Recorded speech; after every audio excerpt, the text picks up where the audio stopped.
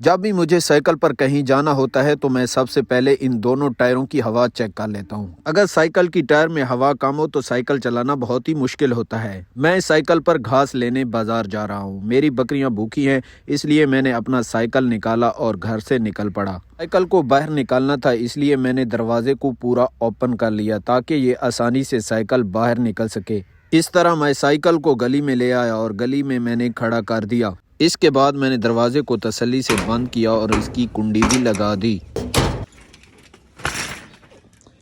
میرے پاس یہ پرانا سائیکل ہے اور میں اسی پر بازار جاتا ہوں، اور جو بھی سودا وغیرہ یا گھاس لینا ہوتا ہے تو میں اسی سائیکل پر جاتا ہوں۔ جب میں سائیکل پر بیٹھتا ہوں تو بہت سے لوگ مجھے دیکھتے ہیں، لیکن مجھے اس سے کوئی فرق نہیں پڑتا اور مجھے بہت ہی اچھا لگتا ہے۔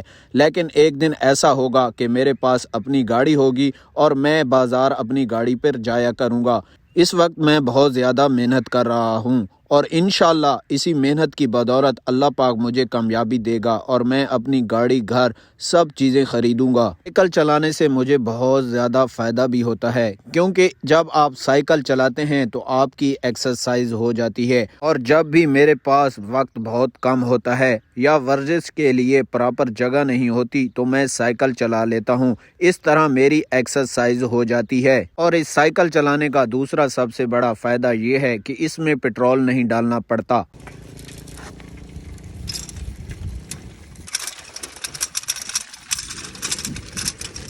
اس وقت میں روڈ پر سائیکل چلا رہا ہوں اور میں ریلوے گراؤنڈ کے ساتھ سے گزر رہا ہوں۔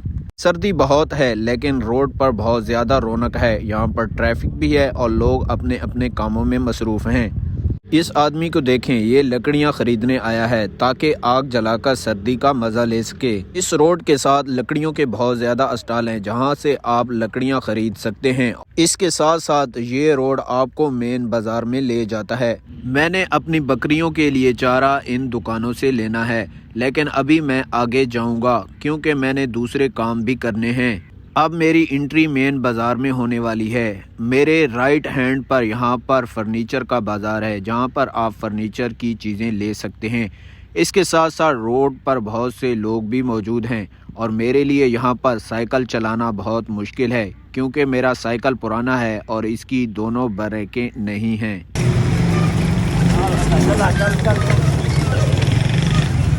یہاں سے میں نے اپنی سائیکل کو لیفٹ ہینڈ پر ٹرن کیا ہے کیونکہ میں نے کیچی بازار جانا ہے اور وہاں سے میں نے اپنی ڈش کے لیے ریموٹ لینا ہے، کیونکہ ریسیور کا ریموٹ نہ ہونے کی وجہ سے میں پاکستان اور نیوزی لینڈ کی T20 سیریز کو مس کر رہا ہوں۔ اس ریموٹ کی مدد سے میں اپنے ریسیور اور ڈش کو چلانے میں کامیاب ہو جاؤں گا اور انشاءاللہ اپنے ہی گھر بیٹھ کر میچ انجوائے کروں گا۔ اس وقت میں فتح تیلی کی دکان پر پہنچ چکا ہوں۔ آپ بھی کہہ رہے ہوں گے کہ یار یہ الٹا نام کیوں لے رہا ہے؟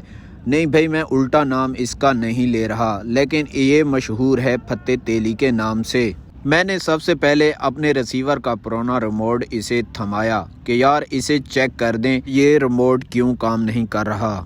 اس نے اس ریموٹ کو اس چھوٹی سی ڈیوائس پر چیک کیا، اس کے چند بٹن بالکل کام نہیں کر رہے تھے، تو اس لیے میں نے فیصلہ کیا کہ نیا ریموٹ لے لینا چاہیے۔ تو میں نے نیا ریموٹ لیا اور اس کے میں نے 150 روپے دیے۔ اس کے بعد میں اپنی سائیکل پر آگے بڑھ گیا۔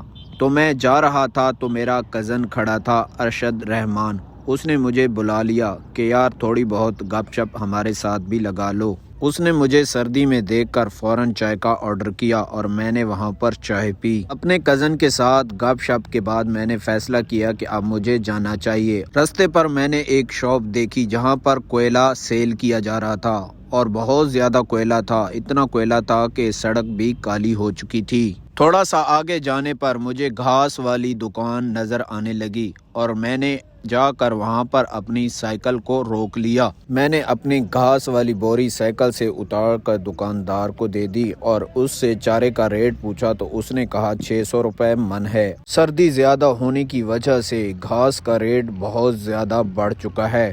दुकानदार ने बोरी में मेरे लिए घास डालना शुरू कर दिया और मैंने सिर्फ 200 रुपए का घास लेना था, क्योंकि कल मैं अपनी बकरियों के लिए 25 किलो भूसा भी ले गया था और सर्दियों में भूसा बकरियों के लिए बहुत ज़रूरी होता है क्योंकि वो उनको गर्म रखता है। मैंने दुकानदार को 500 का नोट दिया। उसने अपने घास के 200 रुपए काट कर 300 रुपए मुझे वापस कर दिए। बकरियों का घास लेने के बाद मैं जल्द अज जल्द घर पहुंचना चाहता था क्योंकि सर्दी की वजह से मेरे हाथ लाल हो चुके थे। जब मैं अपने घर के करीब पहुंचा तो मैंने देखा कि बच्चे तो सर्दी में खेल रहे हैं, इन्हें सर्दी की कोई भी टेंशन नहीं है। और जब इन्होंने देखा कि हमारी वीडियो बन रही है तो इन्होंने शरारतें मजीद तेज कर दी।